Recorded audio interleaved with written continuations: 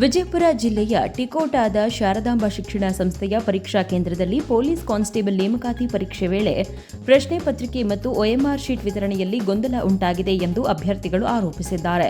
ಇದರಿಂದ ಪರೀಕ್ಷೆಯನ್ನ ಬಹಿಷ್ಕರಿಸಿ ಪ್ರತಿಭಟನೆ ನಡೆಸಿದ ಅಭ್ಯರ್ಥಿಗಳು ಮರುಪರೀಕ್ಷೆ ನಡೆಸುವಂತೆ ರಾಜ್ಯ ಸರ್ಕಾರ ಹಾಗೂ ಕೆಇಎಗೆ ಒತ್ತಾಯಿಸಿದ್ದಾರೆ. ಜಯನಗರ ಕಾಂಪ್ಲೆಕ್ಸ್ ಸಮೀಪ ಫುಟ್ಪಾತ್ ಮೇಲಿನ ಮರು ಒತ್ತುವರಿಗಳನ್ನು ತೆರವುಗೊಳಿಸಿ ವಿಶೇಷ ಕಾರ್ಯಾಚರಣೆ ನಡೆಸಲಾಯಿತು. ಪಾದಾಚಾರಿಗಳಿಗೆ ಸುರಕ್ಷಿತ ಹಾಗೂ ಅಡೆತಡೆಯಿಲ್ಲದ ಸಂಚಾರ ಕಲ್ಪಿಸುವ ಉದ್ದೇಶದಿಂದ ಈ ಕ್ರಮ ಕೈಗೊಳ್ಳಲಾಗಿದೆ. ಸಾರ್ವಜನಿಕ ಸ್ಥಳಗಳ ಸಂರಕ್ಷಣೆಗಾಗಿ ಮುಂದೆಯೂ ಮರು ಒತ್ತುವರಿಗಳ ವಿರುದ್ಧ ಕಟ್ಟುನಿಟ್ಟಿನ ಕ್ರಮ ಮುಂದುವರಿಯಲಿದೆ. ಬಸವನಗುಡಿಯ ನ್ಯಾಷನಲ್ ಕಾಲೇಜು ಫ್ಲೈಓವರ್ ಬಳಿ ಪಾರಿವಾಳಗಳಿಗೆ ಆಹಾರ ಹಾಕುವುದು, ರಾತ್ರಿ ಕಸ ಎಸೆಯುವುದು ಹಾಗೂ ಅಸ್ತವ್ಯಸ್ತ ವಾಹನ ನಿಲುಗಡೆಯಿಂದ ಪರಿಸರ ಹದಗೆಟ್ಟಿದೆ ಎಂದು ಸ್ಥಳೀಯರು ಆತಂಕ ವ್ಯಕ್ತಪಡಿಸಿದ್ದಾರೆ. ಸ್ವಚ್ಛತೆ ಕಾಪಾಡಲು ಕಟ್ಟುನಿಟ್ಟಿನ ಕ್ರಮ, ಫುಡ್ ಟ್ರಕ್ ಸ್ಥಳಾಂತರ ಹಾಗೂ ನಿಯಮಿತ ಜಾರಿ ಕಾರ್ಯಾಚರಣೆಗೆ ಅಧಿಕಾರಿಗಳನ್ನು ನಿವಾಸಿಗಳು ಒತ್ತಾಯಿಸಿದ್ದಾರೆ.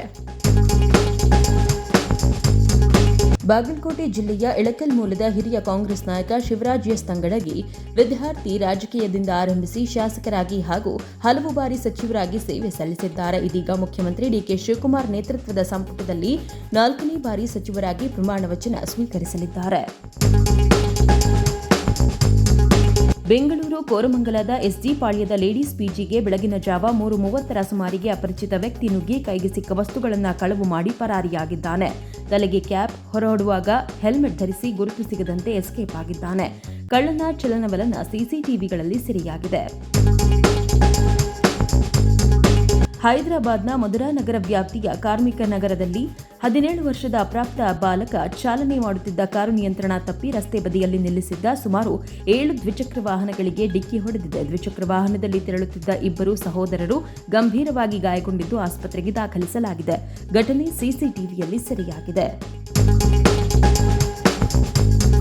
ಆಂಧ್ರಪ್ರದೇಶದ ಏಲೂರು ಜಿಲ್ಲೆಯಲ್ಲಿ ಗೋದಾವರಿ ನದಿ ಅಪಾಯದ ಮಟ್ಟ ಮೀರಿ ಹರಿಯುತ್ತಿರುವ ಹಿನ್ನೆಲೆಯಲ್ಲಿ ತಗ್ಗು ಪ್ರದೇಶದಿಂದ ಗ್ರಾಮಗಳಿಗೆ ನೀರು ನುಗ್ಗಿದೆ.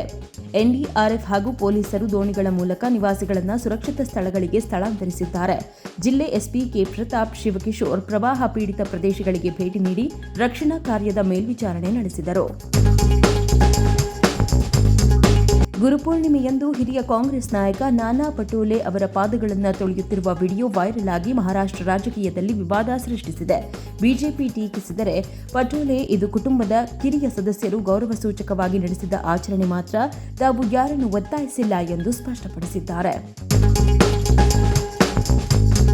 ನೇಪಾಳದಲ್ಲಿ ನಡೆದ ಗಲಭೆ ಹಿನ್ನೆಲೆಯಲ್ಲಿ ಪ್ರತಿಭಟನಾಕಾರರ ವಿರುದ್ಧ ಪೊಲೀಸರು ಲಾಠಿಚಾರ್ಜ್, ಬಂಧನ ಹಾಗೂ ತೆರವು ಕಾರ್ಯಾಚರಣೆ ನಡೆಸುತ್ತಿರುವ ವಿಡಿಯೋ ಸಾಮಾಜಿಕ ಜಾಲತಾಣಗಳಲ್ಲಿ ವೈರಲ್ ಆಗಿದೆ.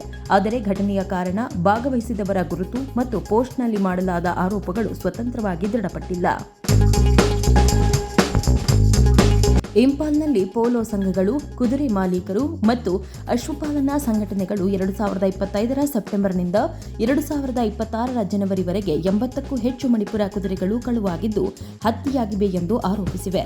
ಪ್ರಕರಣದಲ್ಲಿ ತ್ವರಿತ ಕಾನೂನು ಕ್ರಮ ಹಾಗೂ ಅಳಿವಿನ ಅಂಚಿನಲ್ಲಿರುವ ಈ ಸ್ಥಳೀಯ ತಳಿಯ ಸಂರಕ್ಷಣೆಗೆ ಸರ್ಕಾರ ಮುಂದಾಗಬೇಕೆಂದು ಒತ್ತಾಯಿಸಿವೆ.